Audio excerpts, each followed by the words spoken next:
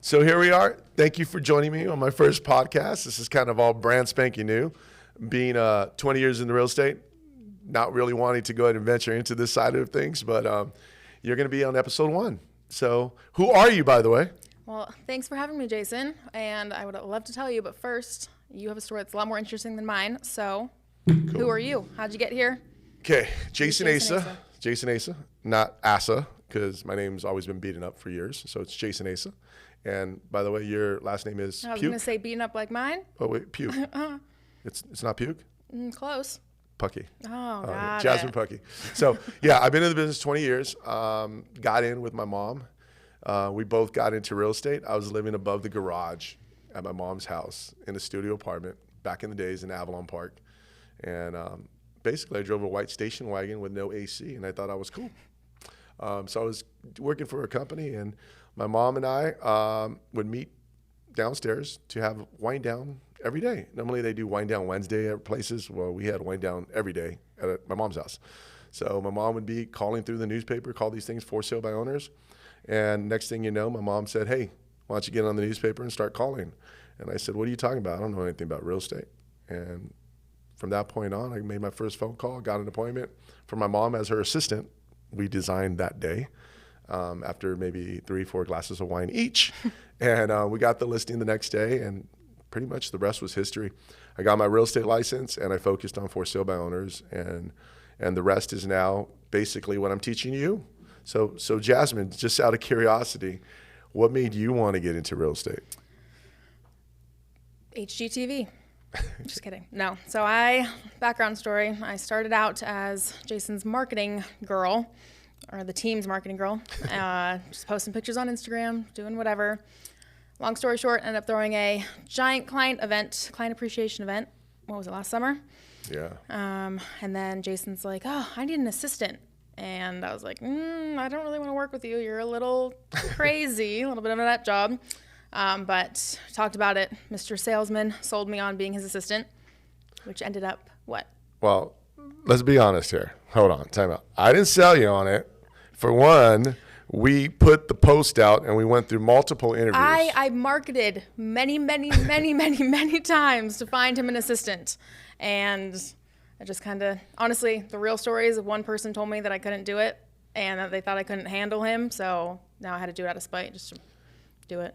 Here we are. And she came after me by saying, what do you mean I can't handle you? I can handle you. Give me the opportunity. And I said, well, I'm going to probably make you cry every day. And she wanted the opportunity. And at the time, there wasn't really a candidate that we felt that would be strong enough, I would say strong enough to handle my personality. I'm not everybody's cup of tea, yes, so to speak.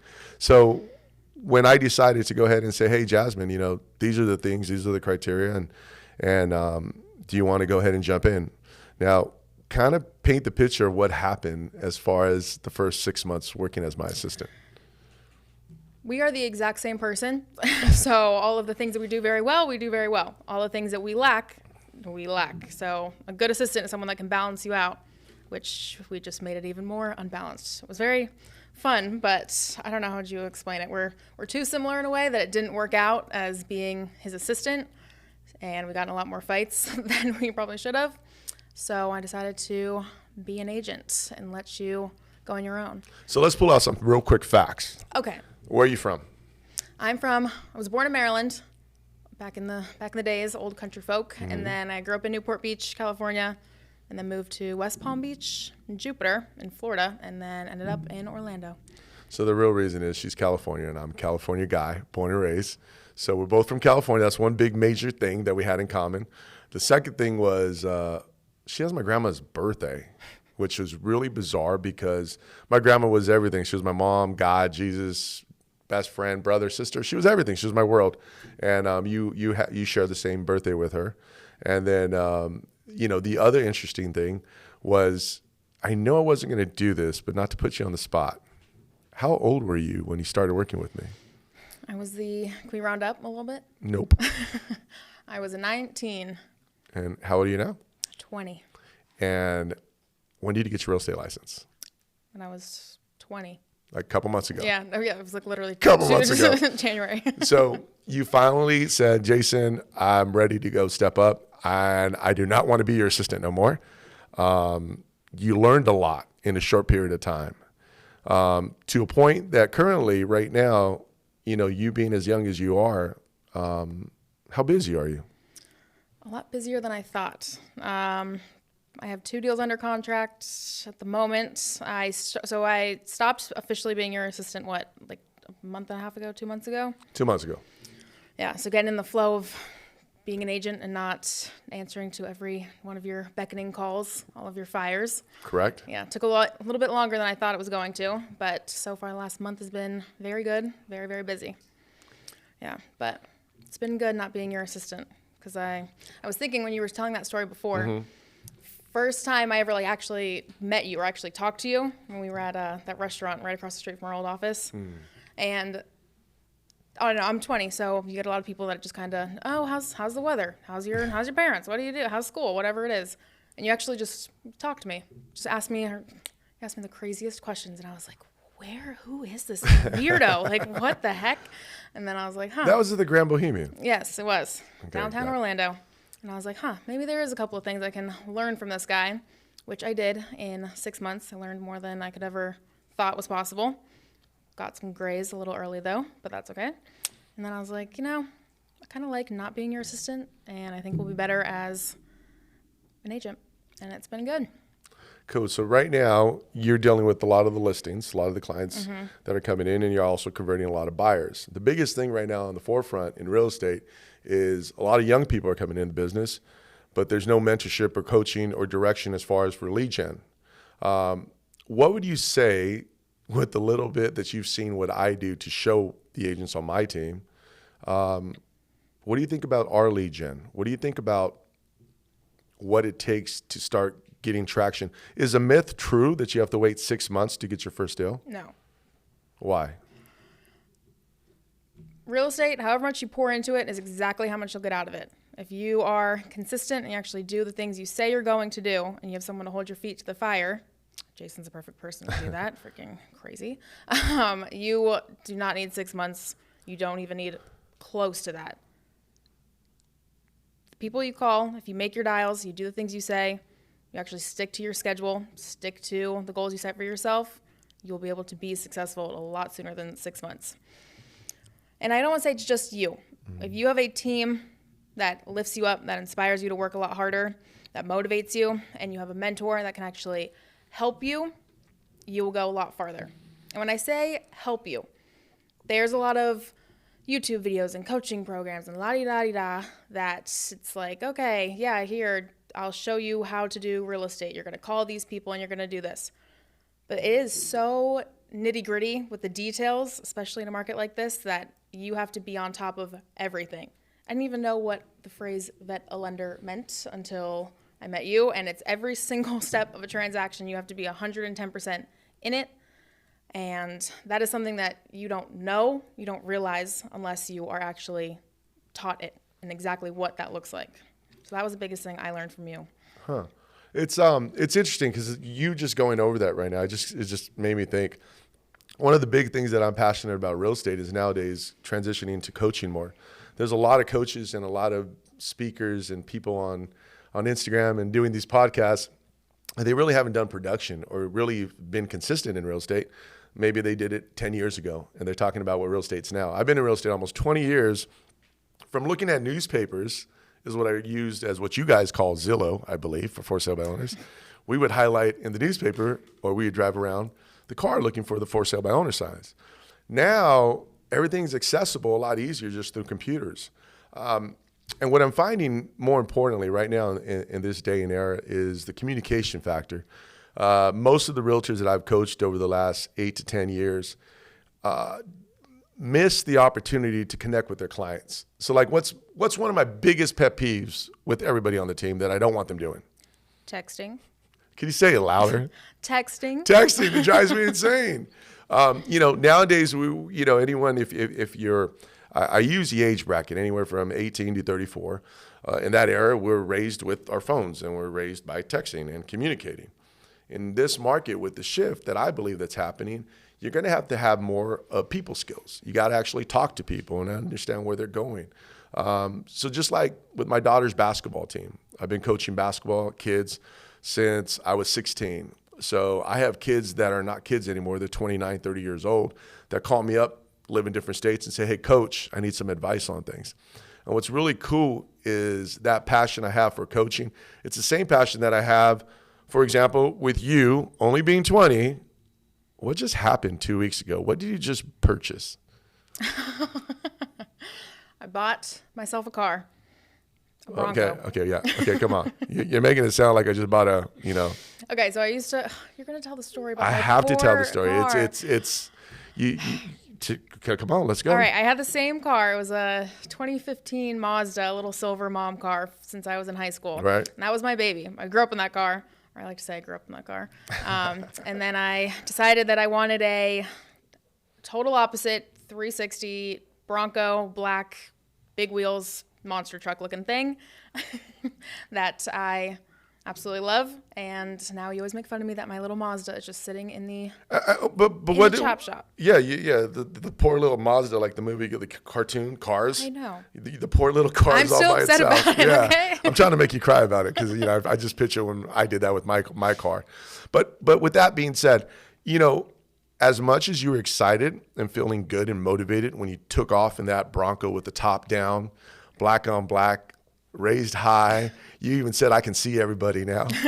When you took off the parking lot and that feeling you got was the same feeling that I get when I see someone that's successful from some of the things that I teach them or coach them or guide them to do. So me helping you, giving you the motivation to go ahead and jump up to a nice car or vehicle like that.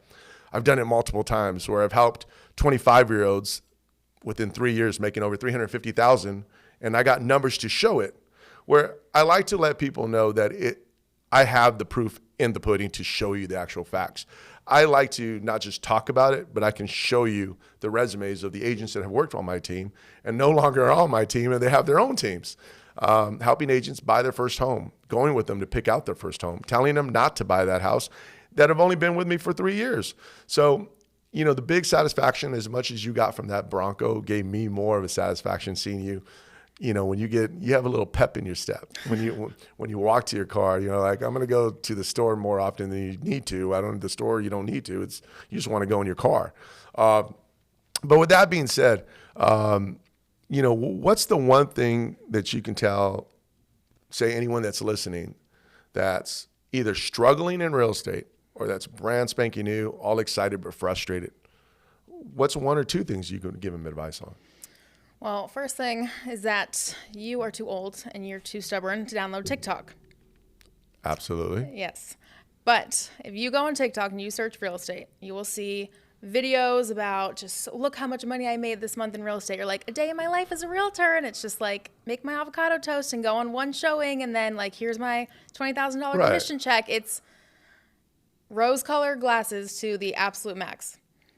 And then you actually get into it and you're like, oh. You actually got to work. But I got to dance, though. I have to dance. No, you don't. You are good at dancing. No, my daughters want me to be on the TikTok videos. Or what is it called? TikTok? I don't even know what it is. No, I am intimidated. That is one of my limited beliefs. And you're addicted to Facebook, but the algorithm on TikTok will tell you exactly what you want to see and exactly what you want to watch. It morphs into what you want to see. So what you're saying is to get on TikTok? What? You're saying everybody needs to get on TikTok? Everyone needs to get on TikTok, but no, that's what I'm saying. That real estate on TikTok, real estate on pretty much anything is fake. That's not how it is in real life. It's hard. It's a lot of work. It is frustrating sometimes. It sucks sometimes. But it is one of the most rewarding jobs I could ever, it's not even a job, the most rewarding thing you could do because you have your own business. When you're a realtor, this is your business. You get to decide how you want to run it, what you want to do, and you are in charge. It's not like any other 9 to 5. You might be working a little more than 9 to 5, but like I said before, exactly what you pour into it is exactly what you get out of it. So you do have to put in the work. You do have to deal with crazy people sometimes. You do have to deal with all the ups and downs, but it is, like I said, one of the most rewarding things you can do. You get to help families, you get to help yourself, and you get to do what you love. Cool. I like that. I like that a lot. to wrap this all up in a nutshell, I would say that, my experience with real estate is that if someone does or it's just got their license or they are struggling in the marketplace right now, they just got to go back to the basics. The basics right now. Everyone that I'm coaching, I'm learning that we're trying out all these different things and seeing what works and what doesn't work, but just the basics of communicating and picking up the phone. I always go back and said, if I had kept in contact with all my past clients, okay, and if I just put them in a database and just touched them every month or touched them every quarter, I would never, ever, ever have to get on the phone and lead gen. I would just go ahead and have conversations and call people and say, hey, how you doing? You still have people texting you randomly 5 years later. You're like, oh, who's this? Oh, I sold their house or 5 like years ago. One of my, I hate saying clients now, they become your friends, they become your family. They really do. That I will. You can't call them clients anymore. The most recent thing I can go ahead and say would be the satisfaction and gratification of, one of my clients, now best friend, one of my best friends, he's a doctor, and him and his wife called me up and said, hey, can you baptize our last child? I was like, yeah. So I have a goddaughter, Annie, and what's even more interesting, side note, is my daughter, my goddaughter, her birthday is the same birthday as mine. And that's literally from me calling a for sale by owner and then selling a house and then morphing into multiple customers who's a doctor who I became the godfather. But, Jasmin, I appreciate you doing my first podcast. This is kind of interesting because it's trial run. But trial run, yeah. You nailed it with just being able to talk to people. What do you always, oh no, that's not the right word. You always call yourself a conduit, but that's just connecting people. But you connect to people very well. And that's the biggest thing is just treat them like family and they will treat you like family and you will have clients for life if you actually follow up with them enough. Always stay authentic. Asa. Oh yeah, that was my question I was going to ask you. You came up with the name, so if you guys, I can't steal it. I'll be honest with it. My last name's Asa, right? And then you came up with this, always stay authentic, which with me, you're going to get what you're going to get. And we'll talk more about that with episode 2, possibly, about my change in my Aaron Rodgers and ayahuasca look. Mr. Hollywood. Hollywood is gone. Yeah, by the way, I don't know if you saw my old business cards. It said Mr. Hollywood on it.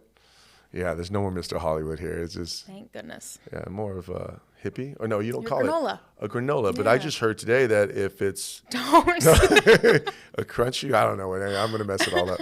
But anyways, yeah, I'm a granola, I guess, apparently. But with that being said, thank you again very much. And look forward for you watching the future episodes and critiquing me. Can't wait. Thanks for having me. Thank you. We'll just tune in next time. What do you have planned for next time besides not being your granola? Ooh. Or moving any episodes moving forward?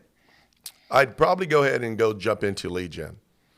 Lead gen on 2 major lead gen sources that I can actually coach and do within 15 minutes.